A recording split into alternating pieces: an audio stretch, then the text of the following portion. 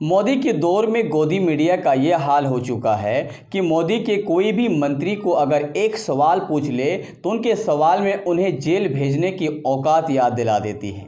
हम आपको बताने वाले हैं एक वायरल वीडियो में सुधीर चौधरी और स्मृति ईरानी के बीच एक खास करके बहस हो रहे थे। मान लीजिए कि इंटरव्यू हो रहे थे। उस इंटरव्यू के दौरान सुधीर चौधरी ने अचानक स्मृति ईरानी से सवाल पूछते हैं कि जब टमाटर 200 या 250 या 300 का हो चुका था प्रति केजी, तो क्या आपके घर में कभी भी इसके ऊपर चर्चा होता था? तो स्मृति ईरानी उस सवाल को टालने की कोशिश कर रहे थे, लेकिन सुधीर चौधरी अचानक दोबारा उसी सवाल को रिपीट करते हैं, क्या आपके घर में टमाटर के भाव को लेकर चर्चा होती थी? ये बिल्कुल आसान तरीके से, आसान लहजे में सवाल पूछ रहे थे।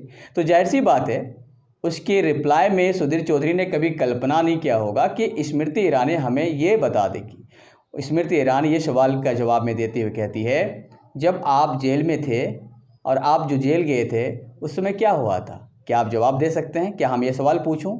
मतलब ये हुआ कि गोदी मीडिया को उनके ही मंच में उन्हें औकात याद दिला रहे हैं और एक छोटा लफ्ज में पूरे गोदी मीडिया के एंकर को खास करके उनकी औकात याद दिला रहे हैं कि हमारा ही खाते हैं, हमारा ही भाषण में हमारा ही सब कुछ चापलूसी करते हैं और हम ही सवाल पूछते हैं।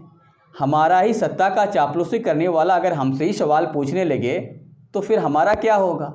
तो ये सवाल खास करके बहुत बड़ा है कि गोदी मीडिया का अगर ये हाल हो जाए कि सवाल के जवाब में उसे ये बता दिया जाए कि आप जेल क्यों गए थे, डेट्स मीन आपको जेल डालने या जेल भेजने की धमकी दे दी जाए, तो आप आज के दौर में गोदी मीडिया को क्या कहेंगे?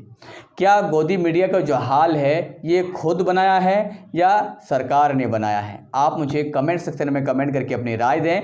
खास करके क्या स्मृति ईरानी ने सवाल के जवाब में सही जवाब दिया है?